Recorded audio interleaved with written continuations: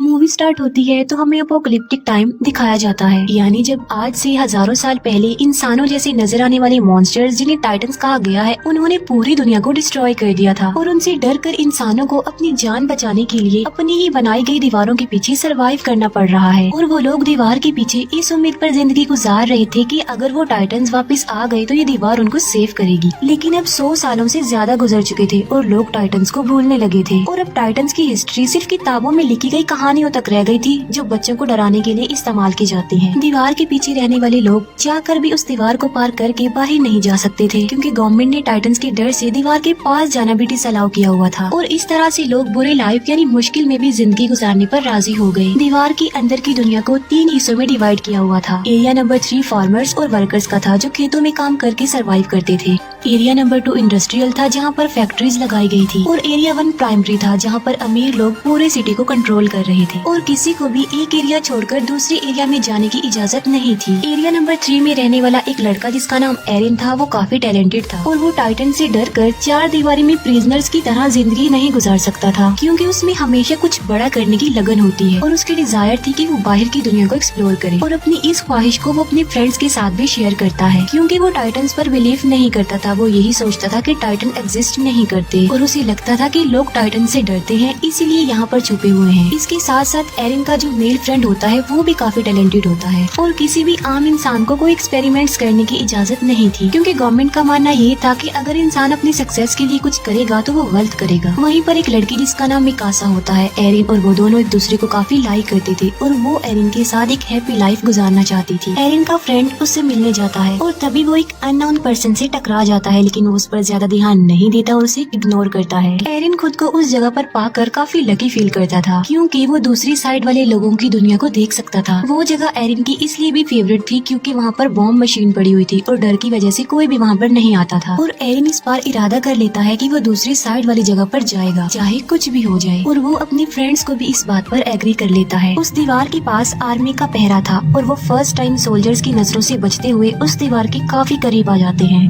लेकिन इससे पहले कि वो आगे बढ़ते वो पकड़े जाते हैं। उन सोल्जर्स का लीडर उन लोगों को बचा लेता है क्योंकि वो लीडर एरिन को काफी लाइक करता था और उन्हें पता था कि एरिन काफी इंटेलिजेंट है और वो एरिन के इस पैशन को अंडरस्टैंड भी करते थे। अभी वो लोग ये बातें डिस्कस कर ही रहे होते हैं कि जमीन कहाँ उठती है और जब वो दीवार के ऊपर देखते हैं तो उन्हें यकीन नहीं आ रहा होता जो वो देख रहे होते हैं क्योंकि पहली बार इतने खौफनाक डर से उनका सामना जो हो रहा था और वो एक मॉन्स्टर टाइटन था जो कि टाइटन से कई ज्यादा पावरफुल और बड़ा था। और ऐसे मॉन्स्टर्स को जायंट्स कहते हैं और वो उस दीवार से भी काफी बड़ा होता है और आग का बना होता है और उस वक्त वो आग निकाल रहा था और अपने इतने बड़े बड़े पाँव का इस्तेमाल करके वो दीवार को तोड़ने लगता है। वो लोग काफी डरे हुए और काफी हैरान होते हैं। आग के अटैक से काफी बुरा हाल हो चुका था। लीडर एक सोल्जर को ऑर्डर देता है कि वो बॉम्बिंग करना शुरू कर दे, लेकिन वो सोल्जर उसे ये कहकर रोक देता है कि गवर्नमेंट ने हमें इन एक्सप्लोजिव का यूज करने से मना किया है। और वो जायंट काफी बड़ा होल करके हवा की तरह गायब हो जाता है और वहाँ पर तूफान आने से पहले जैसी खामोशी छा जाती है और देखते ही देखते वो टाइटन्स मॉन्स्टर्स दीवार के उस होल से बाहर आने लगते हैं। दिखने में तो वो बिल्कुल इंसानों जैसे लग रहे थे, लेकिन इंसानों की निस्बत वो काफी लंबे चौड़े थे और इंसानों को देखकर उनके फेस पर इविल स्माइल होती है कि जैसे वो इंसानों को अपना खाना समझ रहे हों।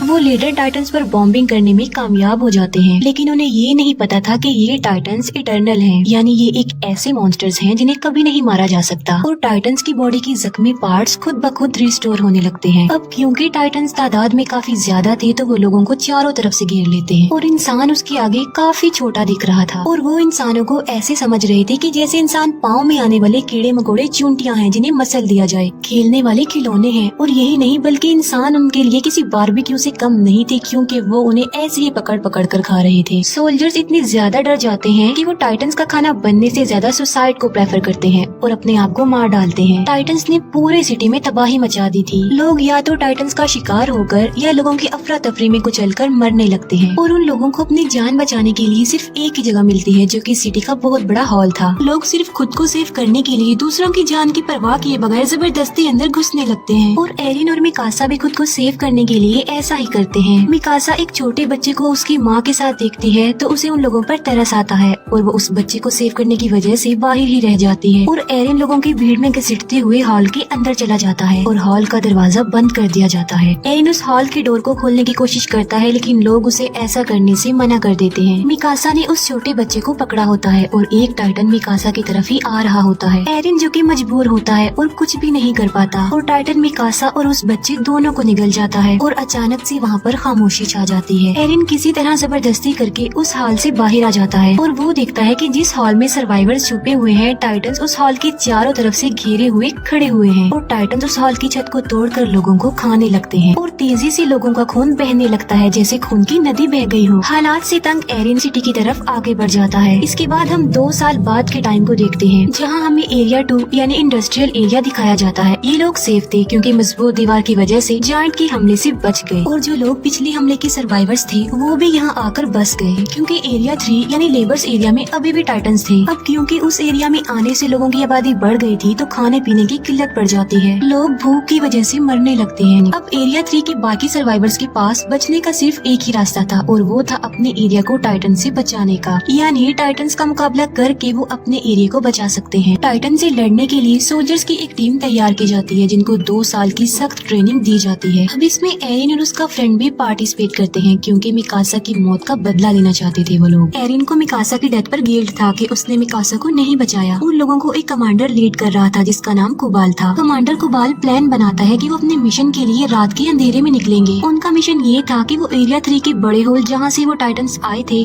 उसे ब्लास्ट की मदद से बंद करने का। प्लान के अकॉर्डिंग वो हॉल के ऊपर वाले पार्ट पर ब्लास्ट करेंगे जिससे होगा ये कि वो टूटा हुआ मलबा नीचे गिरेगा और उससे वो हॉल बंद हो जाएगा और क्योंकि वो दीवार काफी मजबूत है तो ब्लास्ट के बावजूद भी टाइटन्स वहाँ से नहीं आ पाएंगे और अगर वो इस मिशन में सक्सेसफुल हो गए तो वो उन टाइटन्स को मार सकते हैं। और उन लोगों की आखिरी उम्मीद यही एक्सप्लोजिव था, यानी इस मिशन में या तो वो मार डालेंगे या मारे जाएंगे। वेपन्स हेड सब सोल्जर्स को अपने बनाए गए खास न्यू वेपन के बारे में बताती है जिसकी मदद से वो हवा में उड़ सकते हैं क्योंकि उन्हें पता चल चुका था कि टाइटन्स की नेक पर अटैक करके उन्हें मारा जा सकता है और वो टाइटन्स दोबारा जिंदा भी नहीं होंगे। प्लान के मुताबिक वो रात के अंधेरे में अपने मिशन के लिए निकल जाते हैं लेकिन अपने टारगेट तक पहुँचने से पहले ही उन्हें रास्ते में कुछ अजीब फील होता है और वो लोग चेक करने के लिए जाते हैं कि आखिर क्या गड़बड़ है। वो समझते हैं कि वो सिर्फ काउस की आवाज है और जब उन्हें रियलाइज होता है कि सब ओके है तो वो चल पड़ते हैं। फिर एक लेडी को किसी छोटे बच्चे के रोने की आवाज सुनाई देती है और वो सोचती है कि बच्चा मुसीबत में है और उसे हेल्प की जरूरत है और वो उसकी हेल्प करने के लिए आगे चेक करने के लिए जाती है। एरिन भी उसके पीछे पीछे जाता है और जब उन्हें बच्चा मिल जाता है तो वो देखते हैं कि ये तो टाइटन का बच्चा है और वो जायंट बच्चा उन्हें पकड़ने की कोशिश करता है और नीचे गिर जाता है और नीचे गिरते ही वो जोरों से रोने लगता है। उसकी आवाज सुनकर सब टाइटन जाग जाते हैं और उधर आने लगते हैं और उन लोगों को घेर लेते हैं और अब वो लोग काफी बड़ी मुश्किल में फंस चुके थे क्योंकि उनका सेल्फिश कमांडर कुबाल उन्हें इस मुसीबत में छोड़कर वेपन्स वाली गाड़ियां लेकर वहाँ से भाग चुका था। एरिन के फ्रेंड को टाइटन्स पकड़ लेते हैं लेकिन वो दूसरा सोल्जर आकर उसे बचा लेता है और अब वो लोग पूरी तरह से टाइटन से घिर चुके थे और अचानक से वहाँ पर टैलेंटेड टाइटन्स का शिकारी शिकीशिमा वहाँ पर आता है और उसने तकरीबन 10 से 15 टाइटन्स को मार डाला था और शिकीशिमा के साथ एक और बहादुर सोल्जर थी और वो थी मिकासा। जी हाँ, वो जिंदा थी। दोनों मिलकर बहादुरी से अपने फास्ट वेपन्स का यूज करके टाइटन्स को मार डालते हैं। टाइटन्स को मारने के बाद वो अपने टारगेट यानी दीवार के उस होल के पास जाते हैं लेकिन हैरत की बात ये थी कि मिकासा एरिन को अपनी कोई भी फीलिंग्स नहीं दिखा रही थी क्योंकि उस इंसिडेंट के बाद वो सिर्फ अपना बदला लेना चाहती थी। मिकासा को वो टाइटन निगल चुका था लेकिन शिकीशिमा ने उसे बचाया और टाइटन से लड़ना सिखाया। टाइटन से लड़ने का एक सीक्रेट बताता है कि अपने गुस्से को आजाद छोड़कर टाइटन्स पर टूट पड़ो और मुकाबला करो। वो एक बात और बताता है कि इंसान का दुश्मन टाइटन से ज्यादा डर है जो कि उसे छिपने पर मजबूर करता है। तभी उनका सेल्फिश कमांडर कुबाल वहाँ पर आता है। वो कहता है कि मिशन के लिए जो फास्ट वेपन्स हमने यूज करनी थी वो हमारी सीक्रेट जगह पर नहीं मिले बल्कि वो अंडरग्राउंड केव्स में थे और मैं उन एक्सप्लोजिव्स को खोना नहीं चाहता था, इसीलिए मुझे जाना पड़ा क्योंकि हम में कोई तो चीटर है जो वो वेपन चुरा सकता था और एक्सप्लोजिव को खोने का रिस्क वो नहीं ले सकते। वो लोग वेपन्स को लोड करने लगते हैं लेकिन टाइटन्स उनकी आवाजों को सुन लेते हैं और अचानक वो टाइटन्स 2 लोगों को खा जाते हैं। हैं। वो सब लोग काफी घबरा जाते हैं कि लालची लीडर को एक्सप्लोजिव की पड़ी हुई थी और कोई चोर उनके वेपन्स एक्सप्लोजिव से भरी हुई गाड़ियाँ चुरा कर ले जाता है और एक लेडी जिसके हस्बैंड को टाइटन्स खा चुके थे गुस्से में आकर वो उस चोर से एक्सप्लोजिव वाली गाड़ी छीन लेती है और एक्सप्लोजिव को बचाए सेव करने के वो उसमें आग लगा देती है और अपने हस्बैंड का रिवेंज लेने के लिए टाइटन्स के बीच में ट्रक को क्रैश कर देती है। लेकिन इतने हैवी ब्लास्ट से भी टाइटन्स को कुछ नहीं होता, लेकिन उनकी आखिरी उम्मीद एक्सप्लोजिव भी अब खत्म हो चुका था। कुबाल भी उन्हें मरने के लिए मुसीबत में छोड़कर चला जाता है और वो लोग टाइटन्स के बीच में बुरी तरह से फंस चुके थे।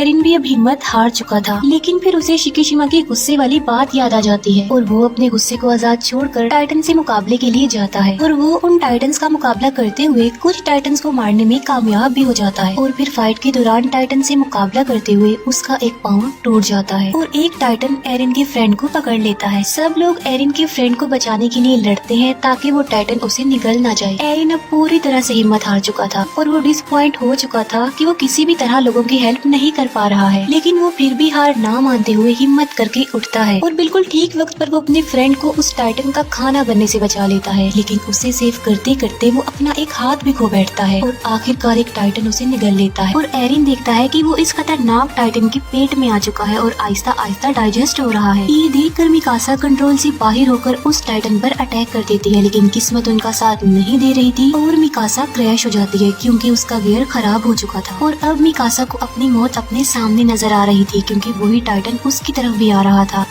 लेकिन अचानक से टाइटन को अपने पेट में कुछ अजीब सा फील होता है और एक काफी बड़ा मॉन्स्टर उस टाइटन की मुंह को चीरते हुए बाहर आ जाता है और एक एक्सप्लोजन से काफी बड़ा जायंट पैदा होता है और ये जायंट बाकी टाइटन्स को मारता जा रहा था। फिर ध्यान से देखने पर उन लोगों को पता चलता है कि ये कोई और नहीं बल्कि ये तो एरिन है और फिर वो बाकी जायंट्स की तरह कमजोर होकर मरने लगता है। और तभी वो कमांडर जो एरिन के टैलेंट को समझता था वो एक बात कहता है जो किसी को भी समझ में नहीं आती। वो कहता है कि इसकी नेक का पीछे वाला हिस्सा काट दो। अब किसी को उसकी बात समझ में तो नहीं आती, लेकिन फिर भी मिकासा ऐसा ही करती है और वहाँ से एरिन निकलता है। और हैरानी वाली बात तो ये है कि उसका टूटा हुआ हाथ और पाँव अब रीजनरेट हो चुके थे। ये देखकर सब लोग काफी हैरान रह जाते हैं और किसी अननोन रीजन की वजह से शिकिशिमा स्माइल करता है जैसे वो पहले से ही जानता था कि ऐसा होने वाला है। इसके बाद हमें एरिन के पास्ट का एक सीन दिखाया जाता है जहाँ पर एरिन के फादर जो कि साइंटिस्ट थे एरिन में किसी वजह से कोई वैक्सीन इंजेक्ट करते हैं जिसमें वो कमांडर भी उनके साथ थे। एरिन की मदर उन लोगों को ऐसा करने से मना करती है, जिसके जवाब में वो कहते हैं कि इस वैक्सीन की वजह से एरिन बड़े होकर लोगों की जिंदगी बचाने में एक बड़ा रोल अदा करेगा। इतनी ही देर में कुछ गवर्नमेंट ऑफिसर्स उनके दरवाजे पर नॉक करते हैं और एरिन के फादर एरिन और उस कमांडर को एक रूम में छुपा देते हैं। उन गवर्नमेंट ऑफिसर्स में कुबाल भी शामिल था और उन लोगों को पता चलता है कि एरिन के फादर किसी खुफिया एक्सपेरिमेंट्स पर काम कर रहे हैं और आम लोगों को तो किसी इन्वेंशन एक्सपेरिमेंट्स की इजाजत नहीं थी। और पनिशमेंट के तौर पर वो ऑफिसर्स एरिन के पेरेंट्स को अरेस्ट करके ले जाते हैं और साथ ही उनके एक्सपेरिमेंट्स को भी जला दिया जाता है। और यही वजह थी कि वो कमांडर एरिन को इतना लाइक करते थे उसकी इस खूबी की वजह से। और उन्हें ये भी पता था कि इस वैक्सीन की वजह से एरिन और ज्यादा पावरफुल बन गया ताकि वो लोगों की जिंदगियों को सेव कर सके। एरिन की आँख खुलती है तो वो देखता है कि कुबाल ने उसे कैद किया हुआ है और एरिन को खुद भी इस बात पर यकीन नहीं आ रहा था कि क्या वो वाकई एक जायंट भी बदल गया था। लेकिन साथ साथ उसे खुद पर प्राउड भी फील हो रहा था कि आखिर उसमें एक ऐसी खूबी है जो कि टाइटन्स के खिलाफ इंसानों की मदद करने में इम्पोर्टेंट रोल अदा कर सकती है। लेकिन एरिन कुबाल के लिए एक खतरा था जिसकी वजह से वो उसे प्रिजनर बना के रखता है क्योंकि वो सोचता था कि इंसानों को नए एक्सपेरिमेंट्स और इन्वेंशन करने की कोई जरूरत नहीं है बल्कि इंसानों को डरपोक बनकर डरते हुए ही इस दीवार के पीछे जिंदगी गुजारनी चाहिए। वो कमांडर जब एरिन की फेवर में बोलता है तब कुबाल उसे शूट करके मार डालता है, लेकिन मरने से पहले वो कमांडर एरिन को एक राज की बात बताता है कि कुबाल ही तुम्हारे पेरेंट्स का कातिल है। ये सुनते ही एरिन और उसके साथी कुबाल के अगेंस्ट हो जाते हैं और तभी अचानक से वहाँ पर पावरफुल जायंट जंप करके आ जाता है और वो आते ही सबसे पहले एरिन को पकड़ लेता है। वो लोग उसे रोकने की कोशिश करते हैं लेकिन वो सबको अपने रास्ते से हटा रहा था। वो एरिन के एक फ्रेंड को भी मारने की कोशिश करता है लेकिन मिकासा उसे ऐसा करने से रोक देती है और ऐसा लग रहा था कि शायद वो मिकासा की बातों को अंडरस्टैंड कर रहा था और वो एरिन को अपने साथ लेकर निकल जाता है और इस सारी फाइट पे कुबाल मारा जाता है। अब क्योंकि एरिन भी उनके पास नहीं था तो उन्हें समझ में नहीं आ रही थी कि क्या किया जाए। फिर एरिन के फ्रेंड को याद आता है कि उनके पास अभी भी एक एक्सप्लोजिव है जिसे वो यूज करके अभी भी अपना मिशन पूरा कर सकते हैं। और वो सब लोग बॉम्ब को रिकवर करने के लिए एरिया 3 में चले जाते हैं। एरिन की आंख एक काफी बड़े और अजीब से रूम में खुलती है और उस रूम में कुछ चीजों के अलावा शिकिशिमा भी था। और यहाँ पर शिकिशिमा बहुत सी बातों को रिवील करता है कि ये टाइटन्स इंसानों के ही बनाए गए हैं, जिनको किसी और ने नहीं बल्कि एरिन के फादर ने ही बनाया था। और उन्होंने ये टाइटन्स आर्मी वेपन्स के लिए बनाए थे, लेकिन उनका एक्सपेरिमेंट फेल हो जाता है, जिसका बैड इम्पैक्ट ये पड़ा कि वायरस तेजी से इंसानों में फैलता गया और इंसान तेजी से टाइटन्स में बदलते गए और उन्होंने दुनिया में तबाही मचा दी।